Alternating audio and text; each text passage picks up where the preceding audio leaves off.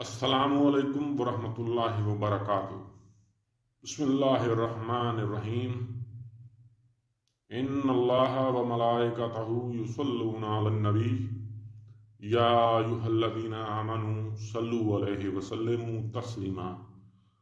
اللہم صل علی سیدنا ومولانا محمد وعلی آل سیدنا ومولانا محمد وبارک وسلم وصلی علیہ۔ حضرت عبد المطلب کی وفات کے بعد حضور اکرم صلی اللہ علیہ وآلہ وسلم کی دیکھ بھال کی ذمہ داری حضرت ابو طالب نے سنبھال لی تھی۔ دادا کی وفات پر حضور صلی اللہ علیہ وآلہ وسلم کی عمر 8 سال تھی۔ جب آپ صلی اللہ علیہ وآلہ وسلم جوان ہوئے، انہی دنوں میں ایک تجارتی قافلہ شام جانے والا تھا اور مکے کی ایک بیوہ امیر خاتون کو کسی ایسے دیانتدار آدمی کی ضرورت تھی جو ان کا مال اچھے خاصے معاوضے کے بدلے منڈی میں بیچ آئے۔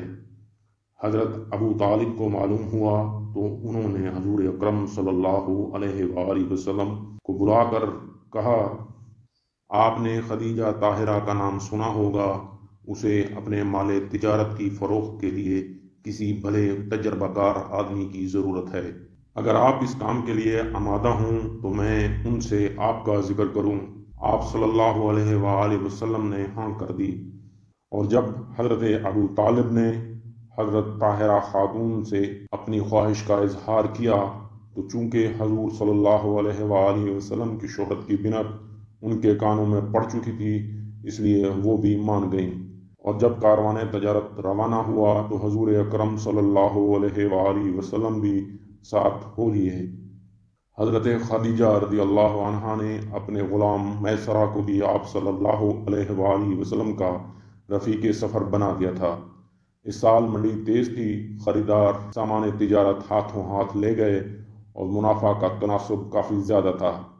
واپسی پر جب میسرہ نے حضرت خدیجہ طاہرہ سے حضور اکرم صلی اللہ علیہ وآلہ وسلم کی بے مثال امانت و دیانت اور سوجھ بوجھ کا ذکر کیا تو انہوں نے ازراہ قدردانی حضور صلی اللہ علیہ وآلہ وسلم کا معاوضہ دگنا کر دیا۔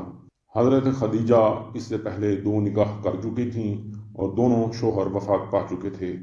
اگرچہ اس وقت وہ 40 برس کی ہو چکی تھیں، لیکن ان کی پاکیزہ سیرتی اور دولت مندی کی وجہ سے مکے کے سرشرفا ان سے نکاح کے خواہش مند تھے، چنانچہ ہر ہفتے کوئی نہ کوئی پیغام موصول ہو جاتا۔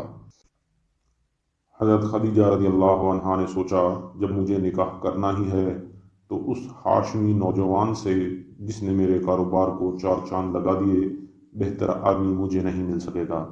چنانچہ حضرت خدیجہ رضی اللہ عنہا نے ایک عورت کو نکاح کا پیغام دے کر حضور نبی کریم صلی اللہ علیہ وآلہ وسلم کے پاس بھیجا۔ جب اس عورت نے حضرت خدیجہ رضی اللہ عنہا کا نام دیا تو آپ صلی اللہ علیہ وآلہ وسلم نے درخواست منظور کر لی۔ حضرت ابو طالب نے نکاح پڑھایا، 500 درہم مہر مقرر ہوا جو اسی وقت ادا کر دیا گیا۔ حضور صلی اللہ علیہ وآلہ وسلم کو حضرت خدیجہ سے بڑی محبت تھی۔ جب تک ام المومنین زندہ رہیں، انہوں نے ایک وفادار اور مخلص رفیقہ حیات کی طرح حضور اکرم صلی اللہ علیہ وآلہ وسلم سے نبھا کیا۔ حضرت خدیجہ رضی اللہ عنہا کے وطن سے حضور صلی اللہ علیہ وآلہ وسلم کی 4 صاحبزادیاں حضرت زینب رضی اللہ عنہا، حضرت رقیہ رضی اللہ عنہا، حضرت ام کلثوم رضی اللہ عنہا اور حضرت خاتون جنت حضرت فاطمہ الزہراء رضی اللہ عنہا پیدا ہوئیں۔ صاحبزادے 2 تھے، حضرت قاسم رضی اللہ عنہ اور حضرت عبداللہ رضی اللہ عنہ۔ اگر ویڈیو پسند آئی تو لائک، سبسکرائب اور شیئر ضرور کر دیجیے گا۔ اللہ حافظ۔